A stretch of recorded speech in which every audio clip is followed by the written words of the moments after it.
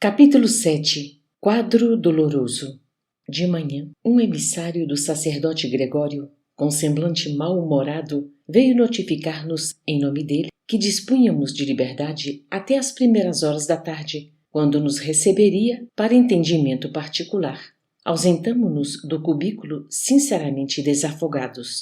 A noite fora simplesmente aflitiva, pelo menos para mim, que não conseguira qualquer quietação no repouso. Não somente o ruído exterior se fizera contínuo e desagradável, mas também a atmosfera pesava, asfixiante. As alucinadoras conversações no ambiente me perturbavam e feriam. Convidou-nos Gúbio a pequena excursão educativa, asseverando-me bondoso. Vejamos, André, se poderemos aproveitar alguns minutos estudando os ovoides. Eloy e eu acompanhámo-lo satisfeitos. Coalhava-se a rua de tipos característicos da anormalidade deprimente. Aleijados de todos os matizes, idiotas de máscaras variadas, homens e mulheres de fisionomia torturada, iam e vinham. Ofereciam a perfeita impressão de alienados mentais, exceção de alguns que nos fixavam de olhar suspeitoso e cruel, com manifesta expressão de maldade. A maior parte, a meu ver, situava-se entre a ignorância e o primitivismo, entre a amnésia e o desespero. Muitos demonstraram-se irritadiços ante a calma de que lhes dávamos testemunho. Perante os desmantelos e detritos a transparecerem de toda parte, concluí que o esforço coletivo se mantinha ausente de qualquer serviço metódico junto à matéria do plano. A conversação ociosa era ali o traço dominante. O instrutor informou-nos então, com muito acerto, de que as mentes extraviadas, de modo geral, lutam com ideias fixas, implacáveis e obcecantes, gastando longo tempo a fim de se reajustarem. Rebaixadas pelas próprias ações, perdem a noção do bom gosto, do conforto construtivo, da beleza santificante e se entregam a lastimável relaxamento. Com efeito, a paisagem, sob o ponto de vista de ordem, deixava muito a desejar. As edificações, excetuados os palácios da praça governativa, onde se notava a movimentação de grande massa de escravos, desapontavam pelo aspecto e condições em que se mantinham. As paredes, revestidas de substância semelhante ao lodo, mostravam-se repelentes não só à visão, mas também ao olfato, pelas exalações desagradáveis. A vegetação em todos os ângulos era escassa e mirrada. Gritos humanos, filhos da dor e da inconsciência, eram frequentes, provocando-nos sincera piedade. Fossem poucos os transeuntes infelizes, e poder-se-ia pensar num serviço metódico de assistência individual. Mas, que dizer de uma cidade constituída por milhares de loucos declarados? Dentro de colmeia dessa natureza, o homem sadio que tentasse impor socorro ao espírito geral não seria efetivamente o alienado mental aos olhos alheios? Impraticável, por isso, qualquer organização beneficente visível, a não ser através de serviço arriscado, qual aquele de que o nosso instrutor se incumbira, tocado pela renúncia na obra de santificação com Cristo. Além das perturbações reinantes, capazes de estabelecer a guerra de nervos nas criaturas mais equilibradas da crosta do mundo, pairava na atmosfera sufocante nevoeiro que mal nos deixava entrever o horizonte distanciado. O sol, através de espessa cortina de fumo, cuja procedência não me foi possível determinar, era visto por nós à semelhança de uma bola de sangue afogueado. Eloy, forçando o bom humor, perguntou, a propósito, se o inferno era um hospício de proporções assim tão vastas, ao que o nosso orientador respondeu, aquiescendo e informando que o homem comum não possui senão vaga ideia da importância das criações mentais na própria vida. A mente estuda, arquiteta, determina e materializa os desejos que lhe são peculiares na matéria que a circunda, esclareceu Gúbio atencioso, e essa matéria que lhe plasma os impulsos é sempre formada por vidas inferiores inumeráveis em processo evolutivo nos quadros do universo sem fim. marcháramos atravessando compridos labirintos e achamo-nos diante de extensa edificação que, com boa vontade, nomearemos por asilo de espíritos desamparados. Enquanto encarnado, ser-me-ia extremamente difícil acreditar numa cena igual à que se nos desdobrou à visão inquieta. Nenhum sofrimento, depois da morte do corpo, me tocara tão fundo o coração. A gritaria em torno era de espantar. Varamos lodosa muralha e, depois de avançarmos alguns passos, o pavoroso quadro se abriu dilatadamente. Largo e profundo vale se estendia, habitado por toda espécie de padecimentos imagináveis. Sentíamo-nos agora na extremidade de um planalto que se quebrava em abrupto despenhadeiro. À frente, numa distância de dezenas de quilômetros, sucediam-se furnas e abismos, qual se nos situássemos perante imensa cratera de vulcão vivo, alimentado pela dor humana, porque lá dentro turbilhões de vozes explodiam, ininterruptos, parecendo estranha mistura de lamentos de homens e animais. Tremeram-me as fibras mais íntimas, e não só em mim, mas, igualmente, no espírito de Eloy. O movimento era de recuo instintivo. O orientador, no entanto, estava firme. Longe de endossar-nos a fraqueza, ignorou-a deliberadamente e asseverou, calmo: amontoam-se aqui, como se fossem lenhos secos, milhares de criaturas que abusaram de sagrados dons da vida. São réus da própria consciência, personalidades que alcançaram a sobrevivência sobre as ruínas do próprio eu, confinados em escuro setor de alienação mental. Esgotam resíduos envenenados que acumularam na esfera íntima, através de longos anos vazios de trabalho edificante, no mundo físico, entregando-se presentemente a infindáveis dias de tortura redentora. E, talvez porque nosso espanto crescesse à vista da tela aflitiva e tenebrosa, acrescentou, sereno: não estamos contemplando senão a superfície de trevosos cárceres a se confundirem com os precipícios subcrostais. Mas não haverá recurso a tanto desamparo? Indagou Eloy compungidamente. Gúbio refletiu alguns momentos rápidos e aduziu em tom grave: quando encontramos um morto de cada vez, é fácil conceder-lhe sepultura condigna, mas se os cadáveres são contados por multidões, nada nos resta senão adotar a vala comum. Todos os espíritos renascem nos círculos carnais para destruírem os ídolos da mentira e da sombra e entronizarem dentro de si mesmos os princípios da sublimação vitoriosa para a eternidade, quando não se encontram em simples estrada evolutiva. Contudo, nas demonstrações de ordem superior que lhes cabem, preferem, na maioria das ocasiões, adorar a morte na ociosidade, na ignorância agressiva ou no crime disfarçado, esquecendo a gloriosa imortalidade que lhes compete atingir. Ao invés de estruturarem destino santificante com vistas ao porvir infinito, menosprezam oportunidades de crescimento, fogem ao aprendizado salutar e contraem débitos clamorosos, retardando a obra de elevação própria.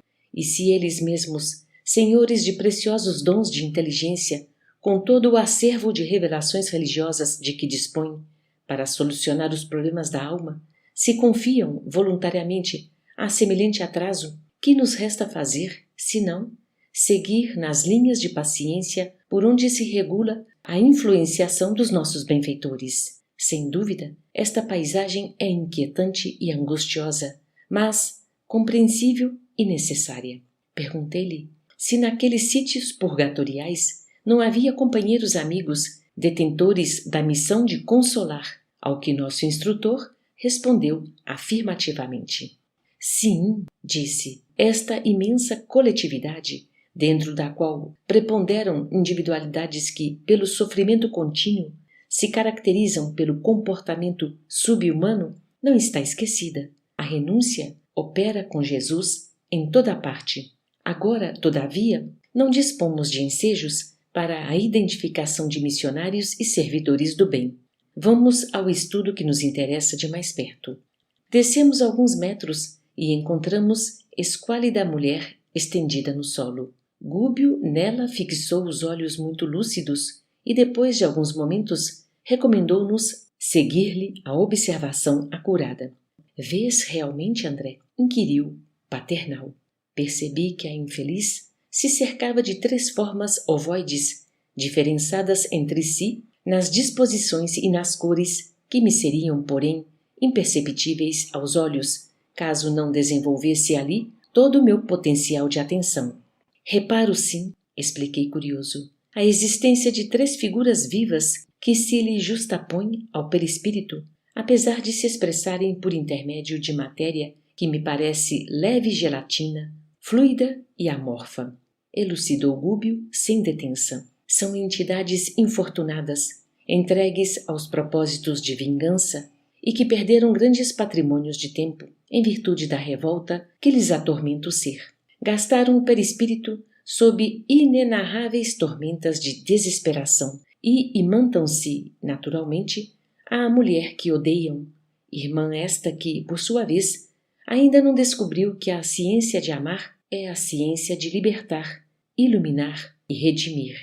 Auscultamos de mais perto a desventurada criatura. Assumiu Gúbio a atitude do médico ante a paciente e os aprendizes. A mulher sofredora, envolvida num halo de força cinzento escura, registrou-nos a presença e gritou entre a aflição e a idiotia. Joaquim! Onde está Joaquim? Digam-me, por piedade, para onde o levaram? Ajudem-me! Ajudem-me! O nosso orientador tranquilizou-a com algumas palavras e, não lhe conferindo maior atenção, além daquela que o psiquiatra dispensa ao enfermo em crise grave, observou-nos. Examinem os ovoides. Sondem-nos magneticamente com as mãos. Operei expedito. Toquei o primeiro e notei que reagia positivamente. Liguei, num ato de vontade, minha capacidade de ouvir ao campo íntimo da forma e, assombrado, ouvi gemidos e frases como que longínquos pelo fio do pensamento. Vingança! Vingança! Não descansarei até o fim. Esta mulher infame me pagará. Repeti a experiência com os 2 outros e os resultados foram idênticos. As exclamações assassina! Assassina! Transbordavam de cada um. Após afagar a doente com fraternal carinho, analisando-a, atencioso, o instrutor dirigiu-nos a palavra esclarecendo. Joaquim será naturalmente o companheiro que a precedeu nas lides da reencarnação. Certo, já regressou à terra mais densa a fim de preparar-lhe lugar.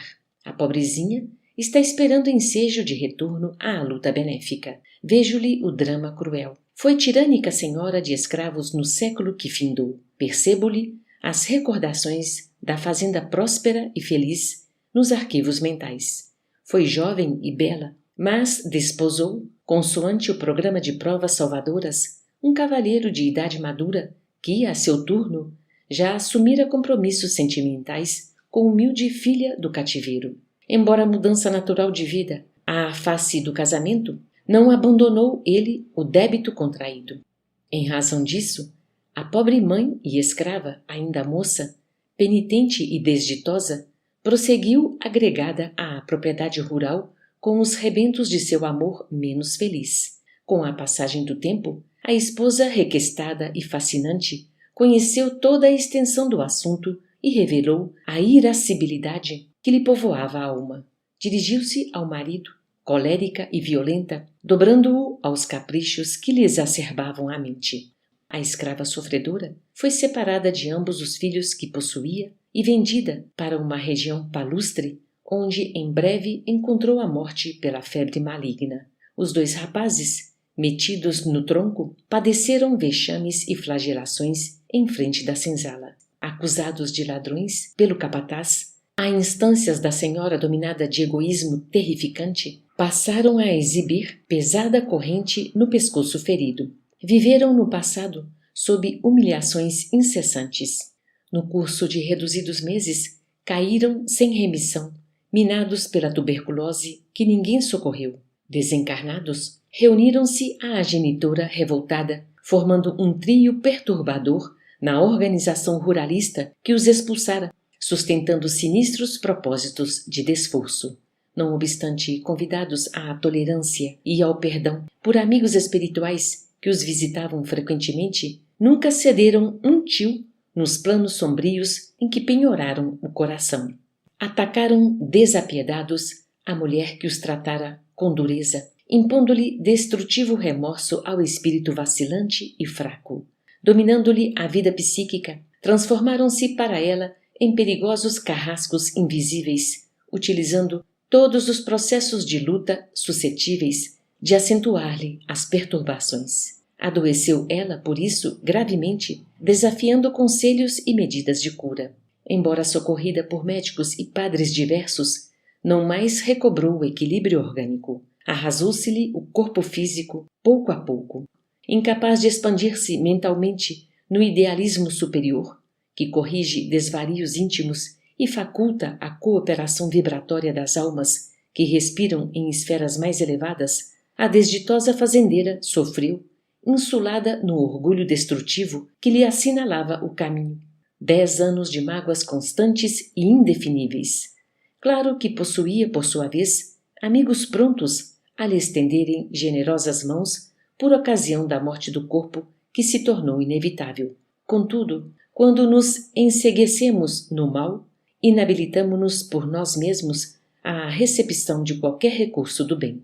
O instrutor fez ligeira pausa na narrativa e continuou. Exonerada dos liames carnais, viu-se perseguida pelas vítimas de outro tempo, anulando-se-lhe a capacidade de iniciativa em virtude das emissões vibratórias do próprio medo perturbador. Padeceu muitíssimo, não obstante contemplada pela compaixão de benfeitores do alto que sempre tentaram conduzi-la à humildade e à renovação pelo amor, mas o ódio permutado é uma fornalha ardente, mantenedora de cegueira e sublevação. Desencarnado o esposo, veio semilouco encontrá-la no mesmo invencível abatimento, incapaz de socorrê-la em vista das próprias dores que o constrangiam a difíceis retificações.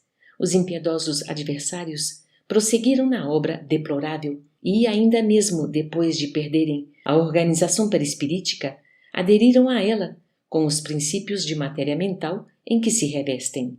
A revolta e o pavor do desconhecido, com absoluta ausência de perdão, ligam-nos uns aos outros quais algemas de bronze. A infeliz perseguida, na posição em que se encontra, não os vê, não os apalpa, mas sente-lhes a presença e escuta-lhes as vozes através da inconfundível acústica da consciência.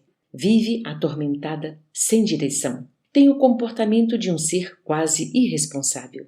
A infortunada criatura não parecia registrar as informações ditas ali em voz alta e que lhe diziam respeito. Clamava amedrontada pelo auxílio do companheiro. Vali-me ainda do ensejo para algumas indagações. Diante deste quadro comovedor, como encarar a solução? Gúbio, muito calmo, observou.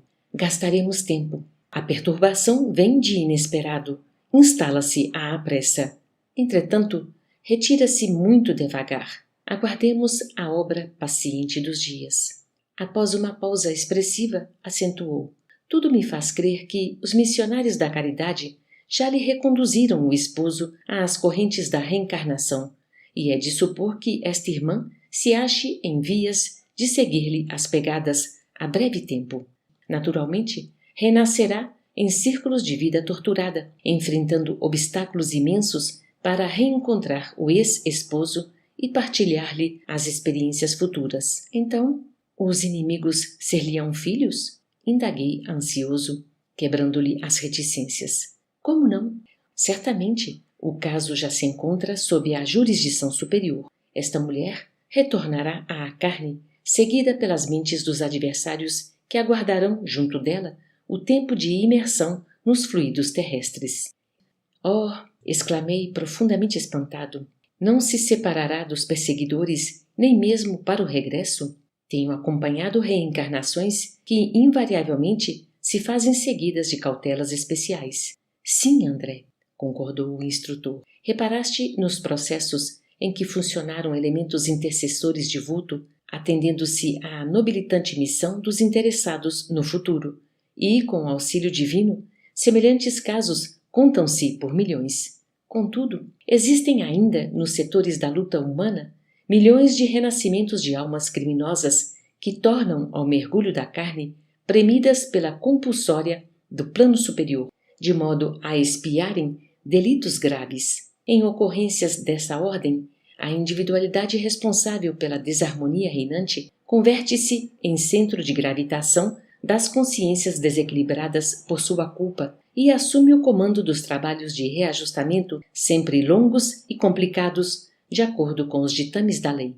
Compreendendo meu assombro, Gúbio considerou: por que a estranheza? Os princípios de atração governam o universo inteiro. Nos sistemas planetários e nos sistemas atômicos vemos o núcleo e os satélites. Na vida espiritual, os ascendentes essenciais não diferem.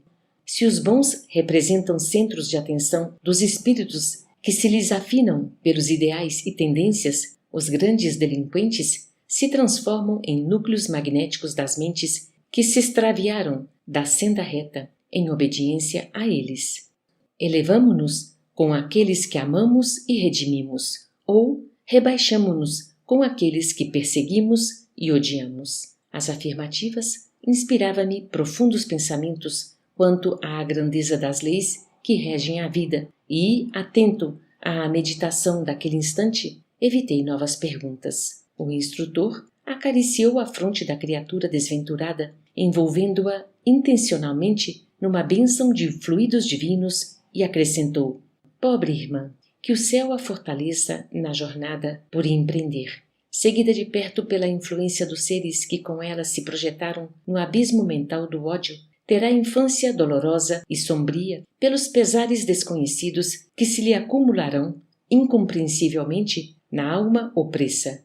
Conhecerá enfermidades de diagnose impossível, por enquanto, no quadro dos conhecimentos humanos, por se originarem da persistente e invisível atuação dos inimigos de outra época. Terá a mocidade torturada por sonhos de maternidade e não repousará intimamente enquanto não oscular, no próprio colo, os 3 adversários convertidos, então, em filhinhos tenros de sua ternura sedenta de paz. Transportará consigo 3 centros vitais desarmônicos e, até que os reajuste na forja do sacrifício, recambiando-os à estrada certa, será, na condição de mãe, um imã atormentado ou a sede obscura e triste de uma constelação de dor. O estudo era, sem dúvida, absorvente e fascinante, mas a hora controlava-nos o serviço e era imperioso regressar.